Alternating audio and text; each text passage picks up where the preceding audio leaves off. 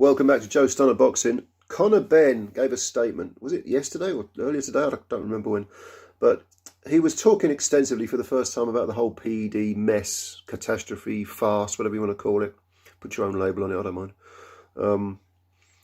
And he said, I'd like to thank my team and I'd like to thank my dad, and I couldn't have got through it without them and all the standard stuff. But he also said one thing that really jumped out and was probably at the core of the whole statement, the intention being to sort of to convince the public that of something that was simply or is simply not true as things stand.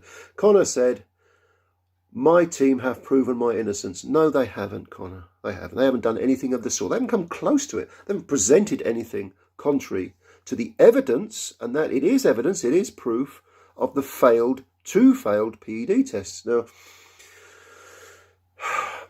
to me, this has been an absolute disaster from a PR stance from Conor's side of the fence, because Eddie Hearn, the ultimate corporate used car salesman, spiv, has made all these statements, obscurantist spin statements in interviews where he talks an awful lot and says precisely nothing.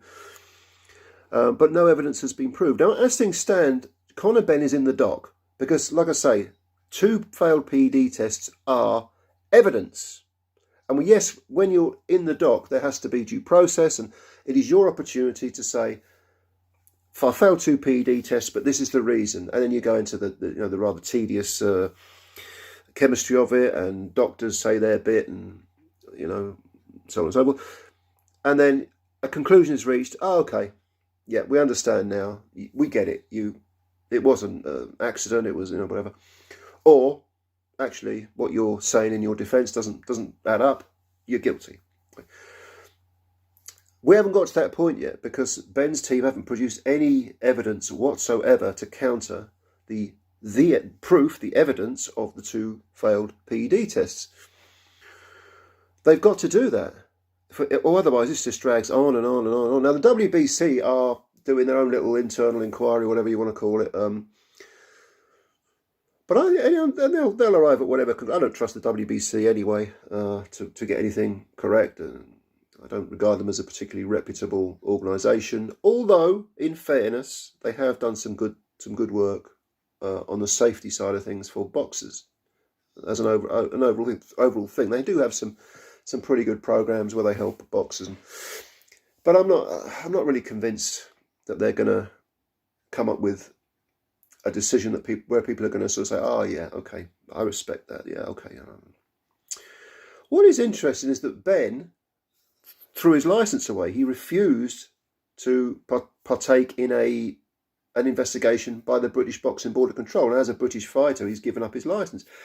Well, if you're innocent and you have evidence to quote-unquote prove, as Conor says, his innocence, why would you not want to get involved in a border control investigation? Surely that's a golden-edged opportunity for you to have said, here's the evidence.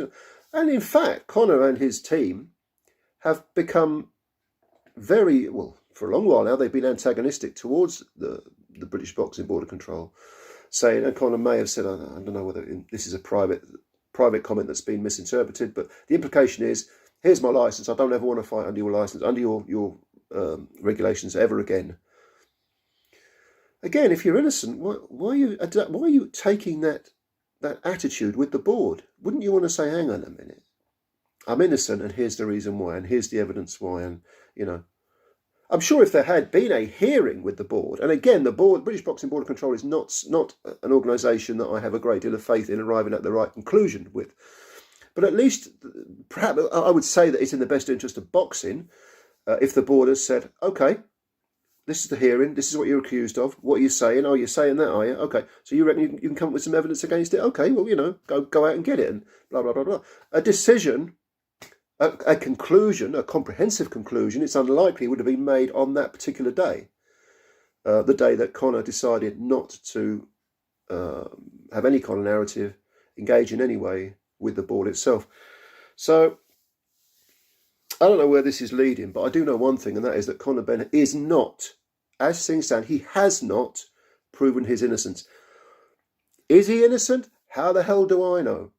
Maybe he is. Maybe there is something. Maybe there are extenuating circumstances. I don't know. Neither do you. Neither does anyone. But he has not proven his innocence. And yes, 2 failed tests are proof that something illicit has gone on. And if you want to counter that, you've got to provide evidence. No evidence has been produced by Benn. So this statement to me smacks of, again, another attempt at spin, at obscuring what you might call due process, if you want to use a legal term. And I would ignore statements like this. I think, the whole, from a PR standpoint, Benn's side of things has been handled appallingly. It's a disaster. And he's got to somehow rebuild. Now, can he rebuild? Well, to be honest with you, yeah, because the public will slurp up any old slop if it means they're going to watch a good fight. Well, he failed a couple of PED tests. Yeah, never mind. Gerard Miller still fights. Mr. Walking Pharmacist. He looks like the fat slob he is, because he's no longer taking PEDs and it all turned to fat. And by the way, I know very little about the chemistry of PEDs. I work for a drug. Look at this. Put it this way. I work for a drug and alcohol agency helping people with addiction. And a lot of the people that come in to use our needle exchange are PED users. And I do some harm minimisation. I know some bare basics. But I'm not a chemist. I don't understand this stuff. So in order for any kind of counter argument or counter proof to be presented, Benn and his team will have to come up with, doctors, pharmacists, nutritionists and so on, who are going to say, this is what, this is the reason why. And it's going to be very boring and probably will fly above the heads of most people, but that's the way you do things. A lot of the time, when you go through due process, it's boring as hell. You're not really interested. You'd much rather join the mob, or make videos like this, maybe. Hey, I can't say I'm Snow White. I mean, I'm making a video about it. I don't know anything about PEDs. Well, I know very little. I know a little bit, but I know very little. So anyway, yeah. But I do think that the purpose of this video was to highlight that this statement from Benn it should not be taken to heart. It should not be taken as gospel truth.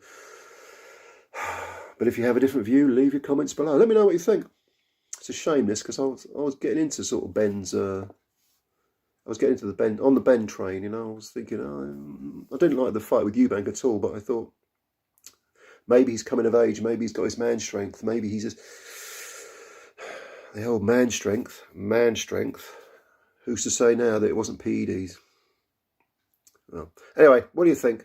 Leave your comments below. If you're new to the channel, hit the subscribe button. 2 thumbs up. Yes, hit the thumbs up. Hit every button you can see. But please, subscribe. It helps the channel out a great deal. Thank you for your time. Leave your comments below and I'll try to answer them. And in the meantime, as always, take care of yourselves. Bye-bye for now.